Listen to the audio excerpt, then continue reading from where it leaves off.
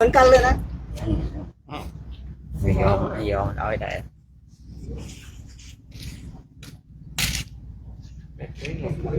ไม่ได้เปิดนะครับ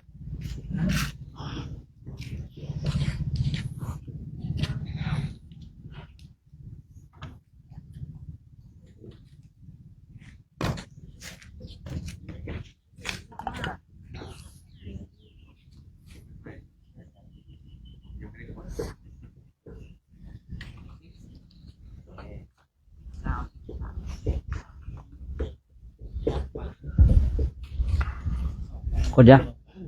หายใจก่อนนะครับ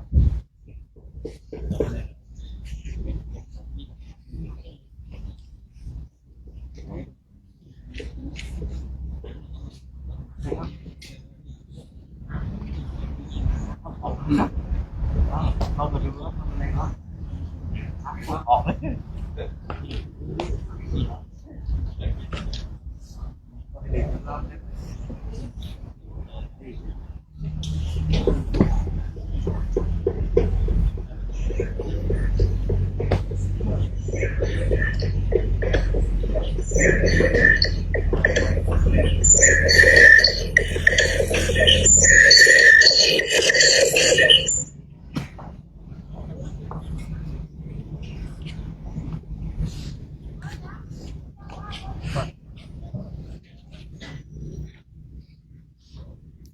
1 2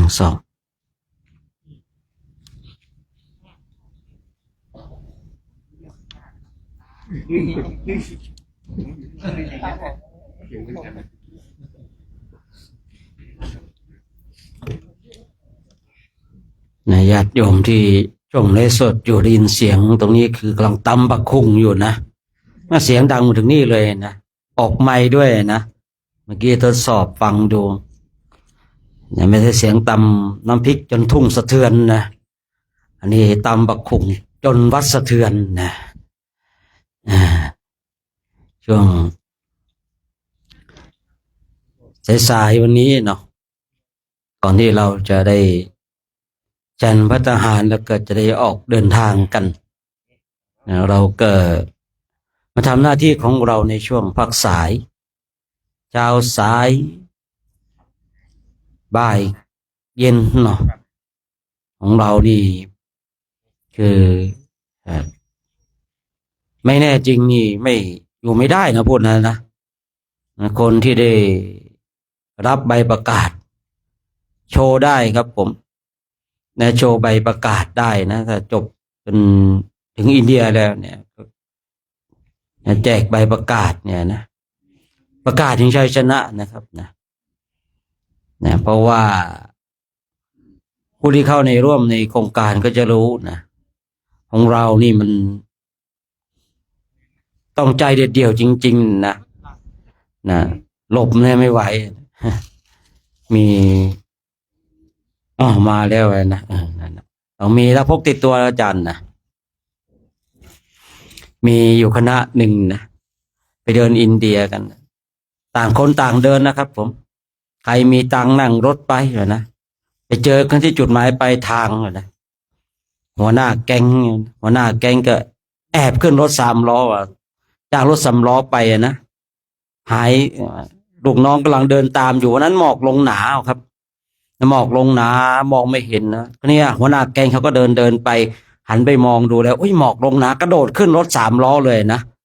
จ้างรถ3 ล้อไปแล้วไปรออยู่ข้างหน้าลูกน้องก็เดินตับกันนะเดินไปเดินทำไม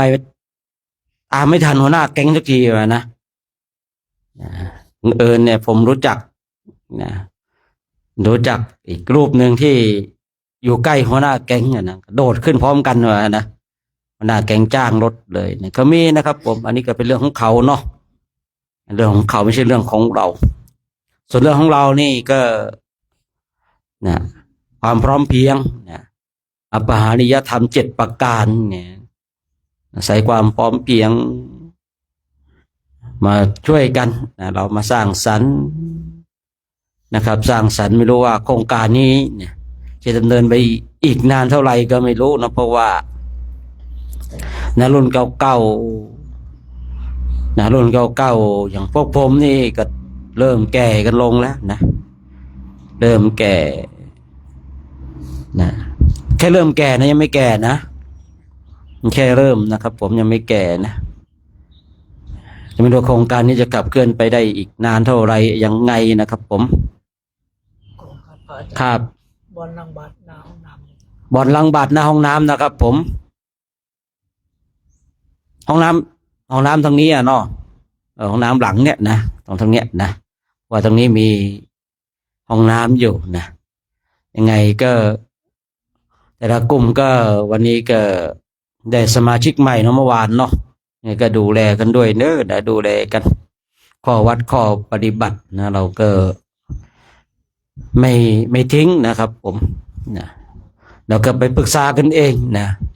พูดคุยกันเนาะพูดคุยกันปรึกษากันนะจะเอายังไงกันในกลุ่มก็ว่ากันนะว่าวันนี้ก็ไปเข้าสู่ระบบกลุ่มเนาะเข้าสู่ระบบกลุ่มมาร่วมด้วยช่วยกันนะสร้างสรรค์สิ่งที่ดีงามมากพระเทระพระมหาเทระเนี่ยไม่น่าเป็นห่วงครับผมเพราะว่าคือด้วยการที่มีคำว่าเทระคำว่ามหาเทระเนี่ยเลยทำให้อยู่แบบสบายที่สบายนี่คือไม่ได้ไปมีทำอันเป็นบี้เบียดเบียนนะพาดมัชฌิมพันนวกะนะมีทำเป็นเครื่องอยู่มีแนวทางในการวางตนเนี่ยพระเทระพระมหาเทระเนี่ยผมเองนะครับนะไปที่ไหนเนี่ยอยู่ในกลุ่มในคณะไหนก็ตามนะสำหรับตัวผมนะในเวลาจะเจอพระเถระมหาเถระนี่คือพูดง่ายๆว่าพระเถระก็เป็นพระเถระที่น่ารักพระมหาเถระก็เป็นพระมหาเถระที่น่ารักถึงแม้ว่าบางคราวบางปีเนี่ยนะพรรษามากๆเป็นมหาเถระมากกว่าผมก็ทำตัวแบบน่ารักนะครับนี่คือความโชคดีของผมนะยิ่งถ้ามาอยู่ในโครงการแบบเนี้ยนะบางทีนะพระมหาเถระนะ30-40 พรรษานะครับผมนะก็มาแต่ท่านก็วางตัวได้ถูกต้องเนาะฉะนั้นเราท่านทั้งหลายมาอยู่ด้วยกันนี่ก็ทำหน้าที่ของตนเองให้ดีเนาะทำหน้าที่ของตนเองให้ดีนะข้อวัดข้อปฏิบัตินะรู้จักการอุปถากกันนะดูแลกันช่วยเหลือกันไม่สบายยังไงก็บอกกันนะครับบอกกันผมก็ไม่รู้หรอกนะว่าใครสบายหรือไม่สบายเนี่ยนะก็อาศัยทะเลขาอย่างเงี้ยเนาะรายงานบอกนะเดินไหวไม่ไหวก็ว่ากันไปนะคืออยากจะให้เราท่านทั้งหลายได้ไปประเทศอินเดียและเนปาลเพื่อกราบสังเวชนียสถานในรูปแบบของการจาริกธุดงค์นะเนี่ยคือเราได้ไปจาริกที่นู่นเนี่ยเป็นเราจะได้เห็นอย่างพระวินัยนะพระวินัยเนี่ยบางข้อเราก็จะชัดเจนเลยนะอย่างผ้าจีวรเนี่ยหาย3 ผืนพึงขอได้1 ผืนเนี่ยนะเมื่อก่อนเราอยู่ทางเนี้ยในแถบบ้านของเราเนี่ยใครมันจะรักจีวรไปนะเพราะว่าบ้านเราเนี่ยจีวรเนี่ยถือว่าเป็นของศักดิ์สิทธิ์ไปเลยนะแม้แต่บวชใหม่ๆผมเองถูกพระรุ่นพี่บอกว่าเวลาตดห้ามตดใส่จีวรนะจะทำยังไงก็เลิกเอาสิก็ถูกเขาหลอกนะครับเราก็เลิกสิครับเนาะเลิกสบงแล้วก็จีวรออกแล้วก็ตดโชว์ตูดดิครับผมแล้วก็โชว์ตูดเลยเขาถูกเขาหลอกมาไม่ได้นะบาปนะเหมือนกันนะถูกพระรุ่นพี่เนี่ยหลอกกันนะว่าตดเนี่ยใส่จีวรมันนั้นบาปนะมาทำยังไงก็ต้องเลิกก็สินะเลิกแล้วก็ตดเนี่ยเลิกแล้วก็ตดพอตดเสร็จเราก็เอาปิดวิ่งเดิมมาเนาะก็หลอกกันได้นะผมก็เลยจำว่าต่อไปถ้าเรายืนหัวแถวอะไรเราจะหลอกบ้างนะก็เลยหลอกมาเดินตรงทุดงกันเนี่ยนะ หลอกมาเดินทุดงกันเนี่ยไม่ใช่ว่าล็อกนะชวนนะชวนเราได้ยินพระวินัยนะว่าผ้าหาย3 ผืนพึงขอได้1 ผืนนะที่ประเทศอินเดียนะครับผม นะคือหายจริงๆนะเมื่อก่อนผมก็สงสัยเรื่องของพระวินัยข้อนี้นะแต่พอไปถึงอินเดียแล้วบางทีเขาก็นุ่งห่มเหมือนกับเราเนี่ย มองไกลๆนึกว่าเป็นพระอีกที่จริงก็ไม่ใช่นะวัดปีมีอยู่ปีหนึ่งอะนะกลางเต็นท์กันแบบเนี้ยผมเห็นไกลๆมองไกลเฮ้ยพระเราไปเที่ยวเลยที่นู่นนะอาจารย์พระเราครบอยู่นะครับไม่มีนะครับ มองไปมองมาอ้าวผู้หญิง เดินแบบผมคล้ายๆพระนี่แหละนะแล้วก็หายจริงๆนะทางจีวรเนี่ยเคยพาดไว้อะนะพระท่านซักไว้แล้วก็พาดหายครับผมหายที่เขาเอาไปไม่ได้เอาไปทำเอาไปทิ้งบางทีอะนะพอดูแล้วก็ไม่ชอบใจเขาก็เอาไปทิ้งครับผมคือณเวลาเนี้ยถ้าใครไม่เคยไปนึกภาพไม่ออกนะบางทีเนี่ยที่เราเคยได้ยินว่าดุจดังปีศาจคุกฝุ่นปีศาจนะยังพอยังคุกฝุ่นอีกเนาะบางทีไปนะไปเห็นเด็กนอนข้างทางคุกฝุ่นเต็มผมนี่ยาวกระเซิงเหมือนกับเด็กตายอ่ะแต่ไม่ตายครับผมมานอนอยู่อย่างนั้นละอ๋อผมเลยเข้าใจว่าดุจปีศาจคุกฝุ่นเป็นชนี้นี่เองอะนะบางทีเขาปล่อยให้นอนอยู่อย่างนั้นเนี่ยเราก็สงสัยดีนะว่าทำไมปล่อยให้เขานอนอย่างเงี้ยสร้างภูมิคุ้มกันนะเด็กของเขาเนี่ยสร้างภูมิคุ้มกันตั้งแต่เด็กเลยปล่อยให้นอนคุกขี่ดินขี่ทรายนะวิ่งเล่นจมดินจมทรายอยู่นั่นแหละนะครับเลยเป็นดุจปีศาจคุกฝุ่นนะบางเด็กบางคนนะสร้างภูมิคุ้มกันทีนี้ภูมิคุ้มกันเนี่ยของเราเนี่ยไปเนี่ยคือของเราเนี่ยมันพื้นฐานมันสะอาดใช่หรือเปล่าพื้นฐานสะอาดเมื่อผมเป็นไทฟอยไทรอยด์ฟอยครั้งนั้นเนี่ยผมก็ไปศึกษาแม้แต่การที่เราฉี่นะครับผมคุณไปฉี่ในห้องน้ำเนี่ยคุณนี่อันตรายที่สุดเลยนะแม้แต่เดินไปฉี่ตามที่ว่ามีร่องรอยของคนฉี่เนี่ยก็อันตรายเพราะอะไรเวลาที่เรานั่งเนี่ยเราฉี่เนี่ยปุ๊บเนี่ยพอเราน้ำพุ่งออกไปเนี่ยเชื้อโรคมันมาตามไอ้ที่เราฉี่ออกไปครับแล้วมันก็เข้าไปทางร่างกายของเราเมื่อก่อนผมก็ไม่รู้เนาะพอเราเป็นเราจึงรู้ว่าอ๋อนะการฉี่ถ้าเราฉี่ไปฉี่ทับของคนอื่นหรือว่าคนที่เป็นโรคเนี้ยอยู่เช่นคนอินเดียก็เป็นอยู่แต่เขามีภูมิคุ้มกันดีของเราเนี่ยภูมิคุ้มกันไม่ดีพอไม่ดีปุ๊บเนี่ยเราไปฉี่ทับของเขาพอเรานั่งฉี่ปุ๊บนะนั่งฉี่ปล่อยไปปุ๊บเนี่ยเชื้อโรคเนี่ยมันก็จะเข้ามาตามที่เราฉี่นั่นแหละฉะนั้นดีที่สุดครับหนึ่งห้ามทับรอยคนอื่นไปอินเดียเนี่ยห้ามอุจจาระทับรอยคนอื่นห้ามฉี่ทับรอยคนอื่นเนี่ยยิ่งถ้าเป็นฝนตกด้วยนะครับโอ้โหเชื้อโรคแพร่กระจายเชื้อโรคแพร่กระจายเลยครับผมฉะนั้นก็ฝากไว้นะถ้าไปอินเดียแต่ถ้าใครอยากได้ประสบการณ์ในการฉีดยาเช้าเย็นนะครับ15 วันนะครับ15 วันบวกกับยาอื่นอีกเล็กน้อย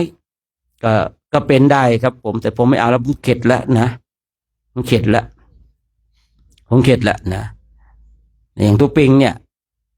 ที่เราเห็นเป็นเนี่ยอันนี้อาการเดียวกับผมตอนที่ผมอยู่ในประเทศไทยเนี่ยประเทศไทยเนี่ยก่อนที่ผมจะไปเป็นหนักที่ประเทศอินเดียเนี่ยก่อนหน้านั้นผมก็เป็นเช่นเนี้ยเข้าโรงพยาบาลแล้วมันไม่หายไม่ได้หายขาดนะครับไม่ได้หายขาดหมอก็ไม่ได้ใช้ว่าเป็นโรคนี้นะครับเขาก็รักษาแล้วมันก็เบาไปรู้สึกว่าร่างกายมันโอเคแล้วหมอก็ให้กลับพอไปอินเดียนะครับ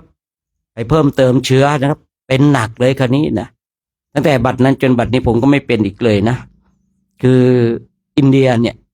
เราเป็นโรคที่ประเทศอินเดียนะโรคใดโรคหนึ่งครับต้องใช้ยาอินเดียจึงรักษาจะหายนะ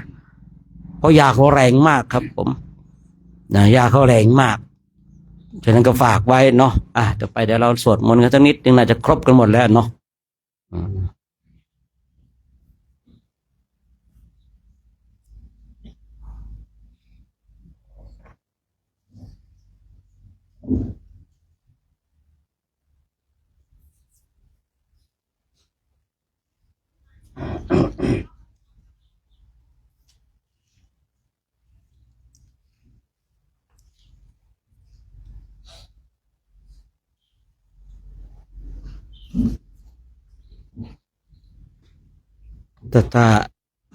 ถ้าย้อนแสงก็มุมนี้ก็ได้นะ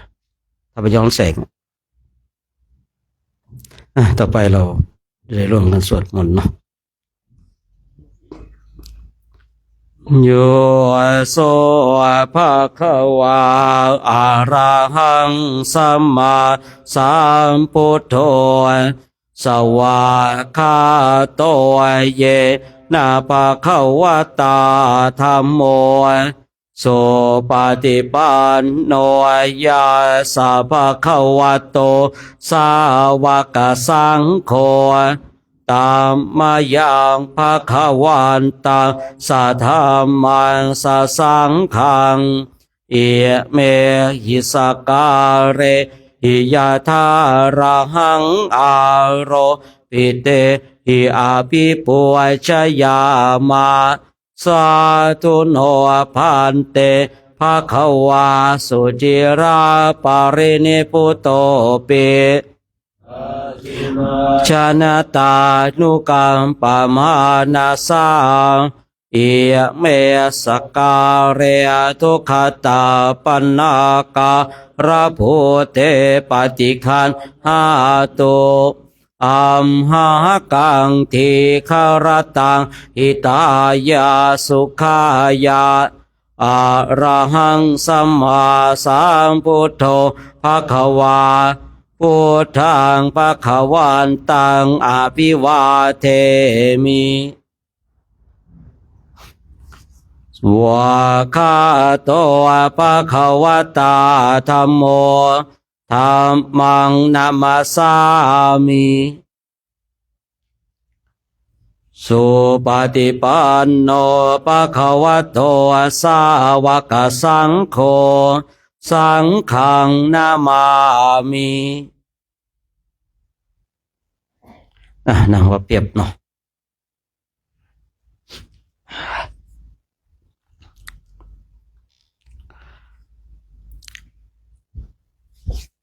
นะโมตัสสะภะคะวะโตอะระหะโตสัมมาสัมพุทธัสสะนะโมตัสสะภะคะวะโตอะระหะโตสัมมาสัมพุทธัสสะนะโมตัสสะภะคะวะโตอะระหะโตสัมมาสัมพุทธัสสะอิติปิโสภะคะวะอะระหังสัมมาสัมพุทโธวิชชาจารณะสัมปันโนสุขโตโลกวิทูอนุตตโรปุริสธรรมสารติสัทธาเทวมนุษย์สานังพุทโธ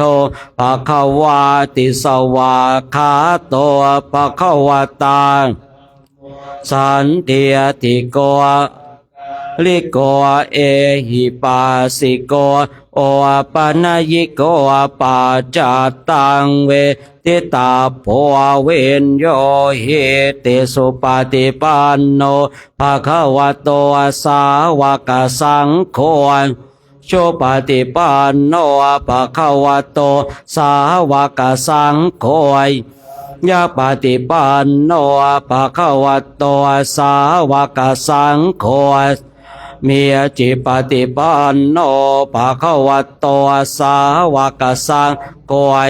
ทิทางจัตตาริปุริสายุคานิอัตถปุริสปุคคลาเอสัพพะคะวะโตสาวกสังโฆอะหุไนโยปาหุไนโยทาเขไนโยอัญชลีกรณิโยอนุตตรังปุญญาเขตังโลกาสาติพาหุงสหายสมาปิเนเมตาสาวุทันเกียเมฆารังโอติตะโครตเสนามารังทานาทิธามาวิตินาจิตตวา ทันเตจะสาภาวตุเตชยมังคารานิลาติเลกามปิโยติจะสาภาราติงกนาลวะกมากมทัตถยาคังคันติสุนันตวิธินาชิตวามุนินโทตันเตจะสาภวตุเตชยมังคลานินาลาคิริงขชวรังอติมาตาภูตังทาวาคิกามสานียวสุธารุนันตังเมตตัมปุเสกาวิทินชิตวามุนินโทตันเตชะสาภวตุเตชยมังคารานิตาขาดขามติหาตสุธารุนันตังทาวันติโยชนะปะทังคุลิมาละวันตังอิทิปิสังคตามโนชิตวามุนินโทตันชะสาภวตุเตชยมังคารานินากาธรรมุทารังอิวาคาปินิยาจินจายตัวทวัจนะชนกายมาเทสะเตนะโสมาวิตินาชิตวาเตจะสาภาวตุเตชยมังคารานิวิหายามติสาจักวาทะเกตุงวาทาปิโรปิตามัตอติอันทปูตังยาปฏิปัจจริโตจิตวะมุนินโตตาเตจะสาภวตุเตชยมังคารานิปานันทปุตตะกังวิปุตทังเตนะเจระพุจเกนะธรรมะปยันโตอิทุปะเทสวิตินาสิตวามุหินโตตันเตจะสาภวตุเตชยมังคลานิทุกขาหาทิติปุจเกนะสุธาตังหาทังปรามวิโสทิจุติเมติปกาพิธานังยะนาคเตนาวิธินาชิตวามุนินโทตาเตจะสาภวตุเตชยมังคารานิตาปิปุตตะชยมังคลาอัตถคาทายโยวะจันโนทินาทิเนสารเตมาทันเทียหิตวานเนกาวิวิทานิจุปัตตวานิโมขังสุขอธิขามายนโรสปัญโยมหาการุณิโกนาโทหิตายสัพพะโอเรตวาปารมีสัพพะปะตัวสัมโพธิมุตตมังเอเตนะสัจเชนะโหตุเตชยมังคลังชยันโตโพธิยามบุเลสักนันติวัตโนเอวังตวังวิชยโยโหหิชยสุชยคะเลอปาราจิตาบัลลังเกสีเสปทวิคาเลอภิเสเกสาปพุทธานาอาคาปัตโตปะโมทติสุนักขะสุมังคลังสุปะปาตังโสโหทิตังสุขันสุโมโหโตจะสุยิกทังปรามจาริสุปทาขินังปะทาขินังปะทาขินังมโนกัมมังปณิทิตปะทาขินาปะทาขินิกาตวานรพันตาเตปาทากิเนปวัตุสาภามังคลังลัก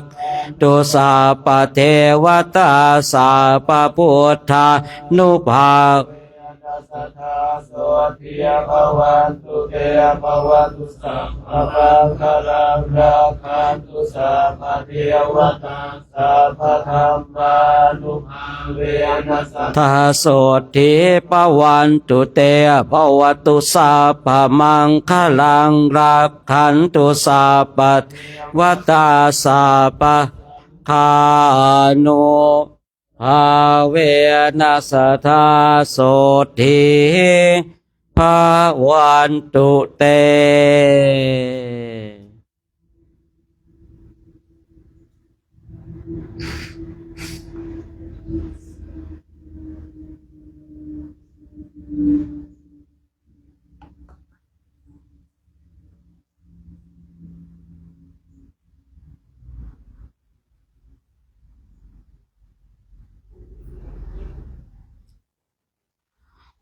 นะทางนั้นก็เกณฑ์เรียบร้อยแล้วเดี๋ยวเรากล้าพระพร้อมกันเนาะจะได้พิจารณาอาหารกัน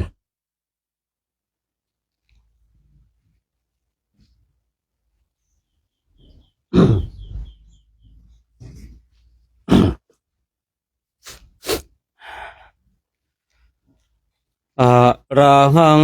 สัมมาสัมพุทโธพุทธังภะคะวันตังอภิวาเท สวากขาโตภะคะวะตาธัมโมธัมมังนามัสสามิ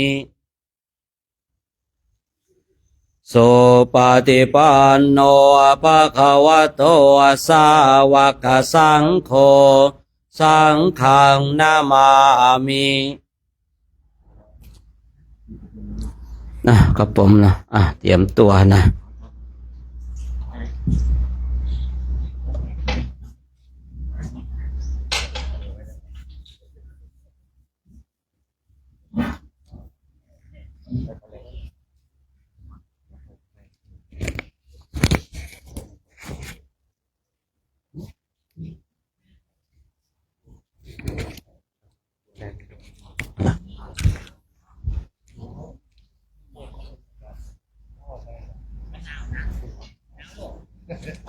เอานี่กลุ่มไหนนี่1 กับ 2วะหนึ่งกับ 2กับ1 กับ 2นะไหนหลวงพ่อกำลังมายังไหนก็ชี้ถึงนู้น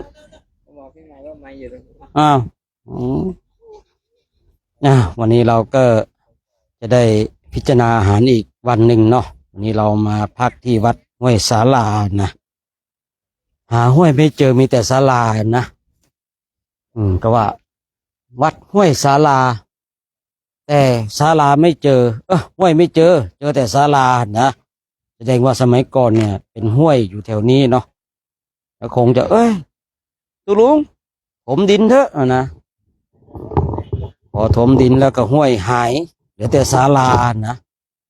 เหลือแต่ศาลาก็เลยเป็นวัดห้วยศาลานะคราวนี้พระของเราก็ได้มาอยู่ที่นี่เนาะมาอยู่ที่นี่คืนนึงวันนี้เดี๋ยวเราก็จะได้ออกเดินทางต่อออกเดินทางต่อเพื่อที่จะได้ออกจาริกไปนะออกจาริกไปเรื่อยๆเนี่ยจนไปถึงวัดดอยเทพนิมิตรนะก็คงจะไปถึงก่อนปีใหม่นะคงจะไปถึงก่อนปีใหม่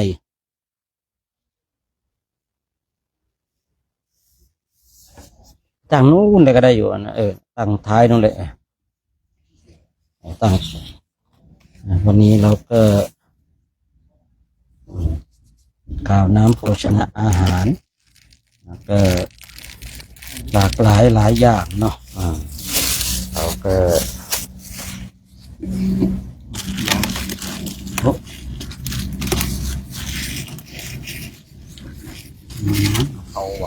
ผัดกะเพราอะไรอย่างนี้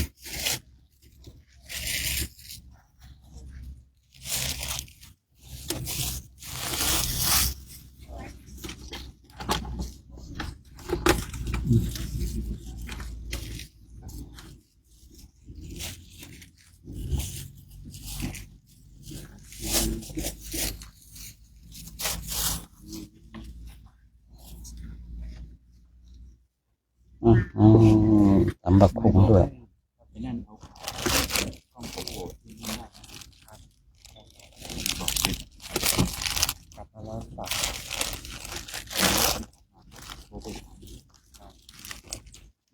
ใครใครออกมาตั้งแต่ที่สามแล้ว ออกมากันแล้วเนี่ย กลับมาแล้วครับถึงแล้ว ถึงแล้วมาถึงแล้ว นี่ไงยืนก็เห็นคล้ายๆอยู่ไง มาเร็วเลย ถึงแล้ว อย่าพิจิตรนอนนั่งรถมาถึงตอนเช้านึกได้เอ้าลืมเข้าไปห้องเก็บของจะเอาขาโอ้โหหนาวอ่ะลืมไปหมดเลย มาตอนกี่โมง เพิ่งมาถึงประมาณสัก10 โมง ออก เป็นน วัด อนบ้านหมด ออกวัดตอนกี่โมงอะออกบ้านกี่โมง ตอนที่3 ที เดี๋ยวดีน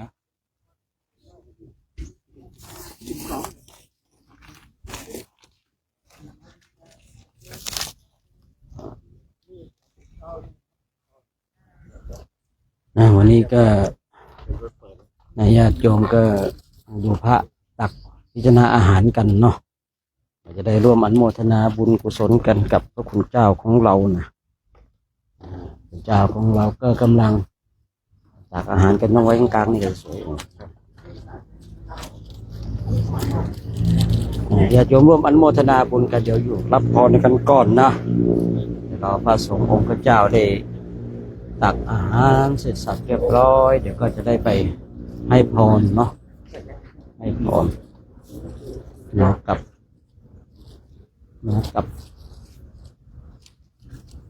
ญาติโยมวันนี้ก็เป็นอีกวันหนึ่งที่คณะของเราได้มาอยู่ที่นี่นะก็จะเดินทางต่อนะ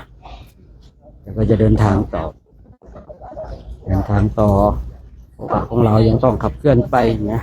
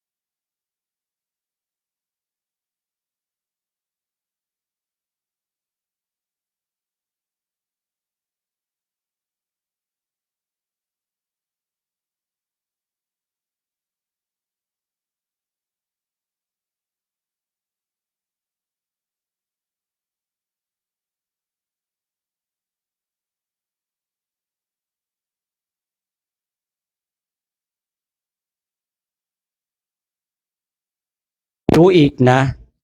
คือบางอย่างอยากสื่อความหมายให้เข้าใจนะทำไมจะไม่รู้นะว่าถ้าพระพุทธเจ้าใช้คำว่าปรินิพพานพระอรหันต์ใช้คำว่านิพพานเนี่ยพระใช้คำว่ามรณภาพพระราชาใช้กับสวรรคตบางคนก็ใช้กับที่วงคตบางคนเนี่ยแต่ใช้คำว่าตายเนี่ยมาตรฐานคนเข้าใจหมดนะบางคนโอ้ยใครๆเขาก็ตายบนดินกันทั้งนั้นพระอานนท์โน่นบนอากาศพระอานนท์เนี่ยบนอากาศเลยนะไม่เหมือนคนอื่นเขากลัวญาติจะแย่งนะพระธาตุก็เลยอธิษฐานจิตนะนิพพานที่บนอากาศเดี๋ยวให้ธาตุนะพระธาตุเนี่ยแบ่งออกเป็นสองส่วนหนึ่งก็ไปฝั่งโน้นอีกส่วนหนึ่งก็ไปฝั่งนี้นะคือญาติเนาะสมมุติเจ้าของเราเนี่ยคือตอนประสูติเดี๋ยวบางคนจะหาว่าไม่รู้ว่าเกิดเนี่ยใช้คำว่าประสูติเนาะในเรื่องดราม่ามันเยอะเดี๋ยวนี้นะเราก็พยายามจะสื่อให้เข้าใจง่ายๆแบบลูกทุ่งอะนะแต่บางคนพอเราลูกทุ่ง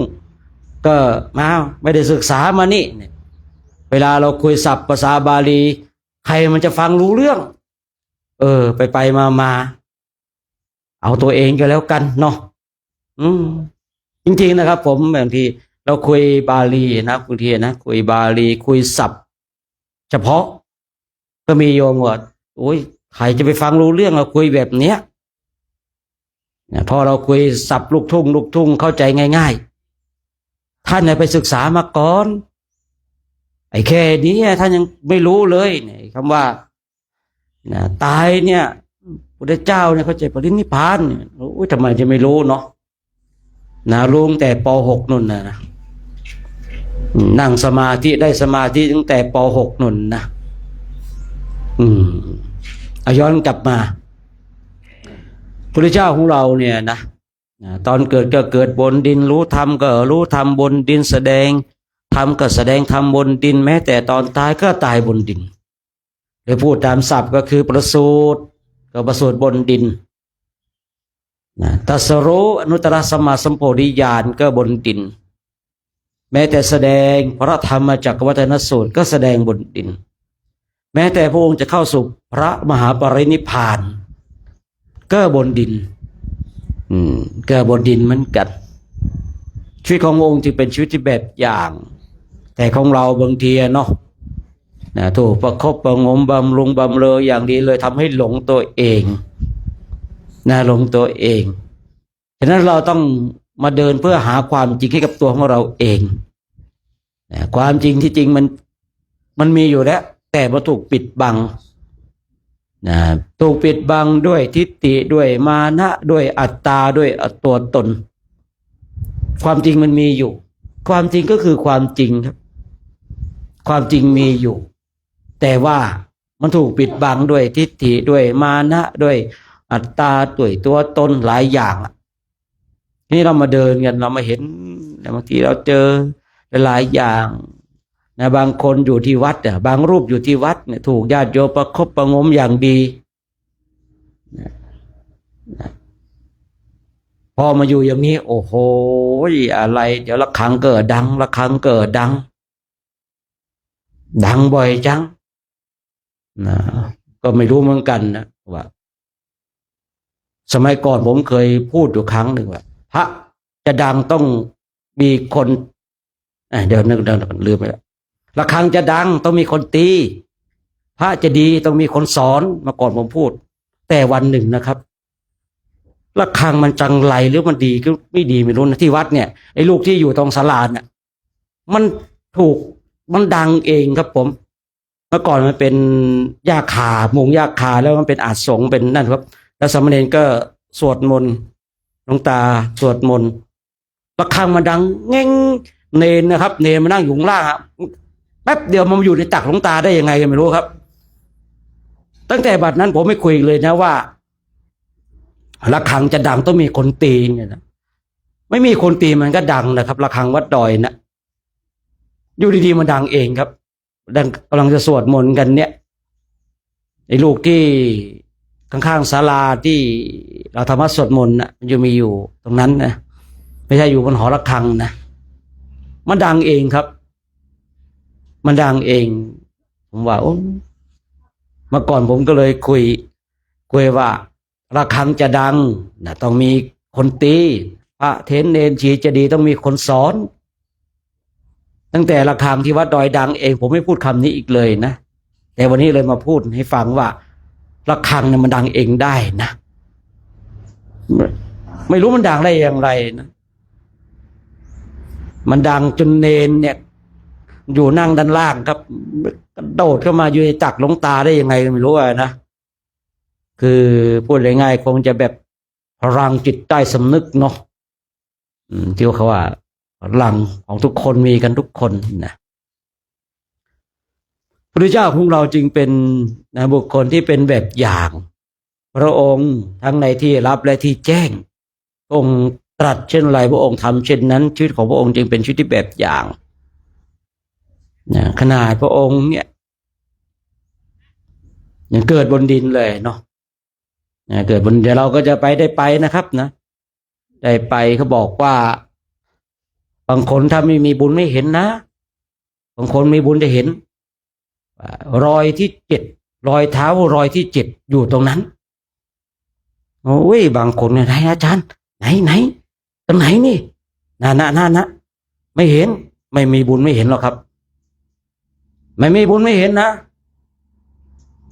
เขาบอกที่เขาบอกกันต่อกันมาว่าตรงนั้นเป็นรอยเท้าของพระโพธิสัตว์ก้าวที่7เพราะว่าตามตำราคือเดินได้7ก้าวเดินได้7ก้าวกระเถียงกันอยู่นั่นน่ะตกลงเดินได้ไม่ได้ไว้นะปล่อยก็เถียงกันไปแต่เรากำลังคุยเรื่องของว่ารอยเท้าตรงนั้นน่ะก้าวที่7อยู่ตรงนั้นนะเขาว่าคนไม่เห็นเนี่ยคือคนไม่มีบุญนะคนที่เห็นเนี่ยคือคนมีบุญนะฉะนั้นก็ดูเองแล้วกันนะว่าเราเป็นผู้มีบุญหรือเป็นผู้ไม่มีบุญมันก็จะมีนะครับอยู่ตรงนั้นเขาก็จะทำถูกแก้วครอบไว้นะอยู่ตรงนั้นแหละครับถ้าใครมองไม่เห็นก็แสดงว่าปิดเทวดาบังไว้นะแต่ถ้าใครมองเห็นแสดงว่าเทวดาก็เปิดนะก็เปิดทางให้นะฉะนั้นเราท่านทั้งหลายนี่เนาะมีพระเจ้าเป็นแบบอย่างนี่เราก็จาริกกันมาจนมาพักที่วัดห้วยศาลาทางหลวงพ่อเจ้าวาดก็คนขวายคนขวายหลายสิ่งหลายอย่างเลยเนาะพร้อมกับคณะสัตยาติโยมก็คนขวายในบุญในกุศลกันเราถือว่าเป็นบุคคลที่โชคดีเนาะได้มาในสถานที่ที่มีบุคคลเลื่อมใสในบวรพุทธศาสนาญาติโยมเองก็เป็นบุคคลที่โชคดีที่ได้ฝากบุญฝากกุศลไว้ในพระพุทธศาสนาน้อยนักที่เราจะได้เห็นภาพพระจาริกธุดงค์บางทีเราอาจจะเห็นแต่ท่านก็ไม่เคยมาพักที่วัดของเราหมู่บ้านของเราปีนี้ก็ถือว่าเป็นปีแห่งความโชคดีของคณะสัตยาติโยมที่ได้อุปถากอุปถัมภ์ถวายข้าวน้ำโภชนะอาหารแด่พระภิกษุสงฆ์องค์สามเณรเนาะฉะนั้นก็ญาติโยมทุกคนเนาะก็พยายามรักษาความดีดุจเกลือรักษาความเก็มสิ่งใดที่เป็นบุญสิ่งใดที่เป็นกุศลก็พึงขนขวายเอานะอะไรที่เป็นบาปเป็นอกุศลหลีกเลี่ยงได้ก็หลีกเลี่ยงเนาะทำให้น้อยที่สุดหรือว่าถ้าไม่ทำเลยยิ่งดีนะเพราะว่าคณะพระภิกษุสงฆ์เองในปีนี้ได้จาริกมาพักที่นี่วันนี้ก็ต้องหลังจากฉันข้าวอิ่มก็จะต้องเดินทางต่อฉะนั้นกันเริ่มนึกถึงอุปการะคุณในสถานที่พร้อมกับท่านหลวงพ่อเจ้าอาวาสพร้อมกับคณะสัตยาติโยมฉะนั้นก็ขออนุโมทนาสาธุการเนาะบุญใดกุศลใดที่คณะสัตยาติโยมแม้แต่หลวงพ่อเจ้าอาวาสเองแม้แต่คณะสัตยาติโยมที่ได้มีส่วนร่วมในโครงการจาริกธรรม ได้ถวายข้าวน้ำโภชนาอาหารได้ถวายจตุปัจจัยเป็นค่าอาหารก็ดีค่าน้ำปานะก็ดีหรือว่าช่วยเป็นพลังในการขับเคลื่อนในโครงการเนาะได้เอ่ยรายชื่อรายนามไปก็ดีไม่ได้เอ่ยรายชื่อรายนามไปก็ดีเราระลึกในบุญของเราได้ก็ขอให้เราท่านทั้งหลายระลึกนึกถึงบุญกุศลที่เราทำคณะพระภิกษุสงฆ์ก็จะได้พร้อมใจนะให้พรคณะสัตยาติโยมญาติโยมก็เตรียมตัวรับพรกันเด้อที่อยู่ที่นี่ก็ดีที่อยู่ทางบ้านก็ดีรับพรจากคณะพระภิกษุสงฆ์กัน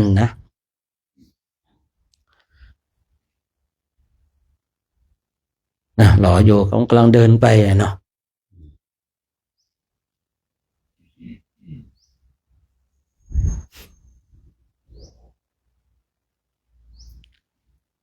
ยะถาวาริวังหาปุราปาริปุเรนติสาครังเอวะเมวัยโตทินังเปตานังอุปกาปเตอิชิตังปชิตังตุมหังคิปะเมวัสสมิจฉันโตสัพเพปุเรนตุสังกปปายันโนปนะระโสยถามณีโชติระโสยะถาติโย วิวาจันตุสาภาโรโควินาสตุมาเต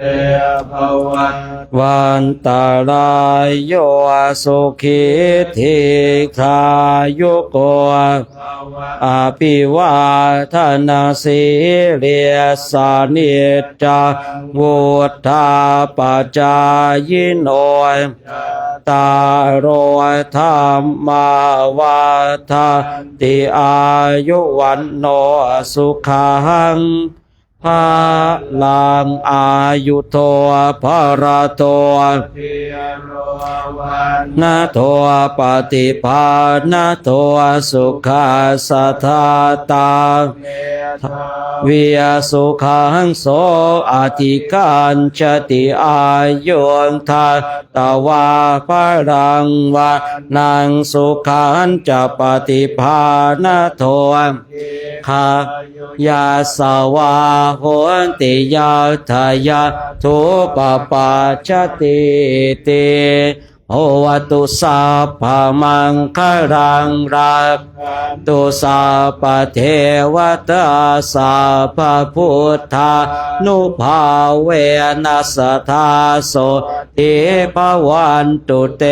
ภวตุสัพพขรังรักขันตุสัพพเทวตาสัพพมนุภาเวนัสธาโสติภวันตุเตภวตุสัพพขรังรักขันตุสัพพเทวตาสัพพสังฆานุภาเว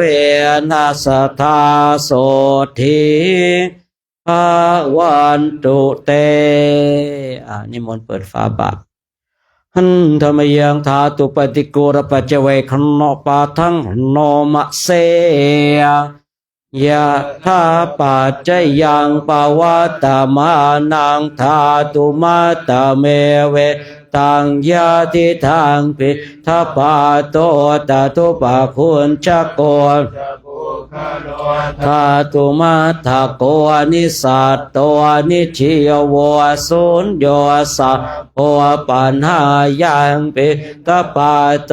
อาชิโกชนิโยอิโอติกายังปัทถวาอติวิชิโกชนิโยชายาติครับก็นิมนต์พิจารณาอาหารนะครับเนาะที่ล้างบาตรเกินอยู่หน้าห้องน้ำเน้อญาติโยมก็ทานข้าวกันเด้อข้าวน้ำโภชนาอาหารที่เหลือก็ว่ากันไปจะไปแจกไปจ่ายกันเนาะไปแจกไปจ่ายไปแบ่งกันเป็นอาหารที่เป็นมงคลด้วยนะอาหารที่เป็นมงคลพระภิกษุสงฆ์องค์สมณเณรแม่ชีได้ปลุกได้เสกเรียบร้อยแล้วนะ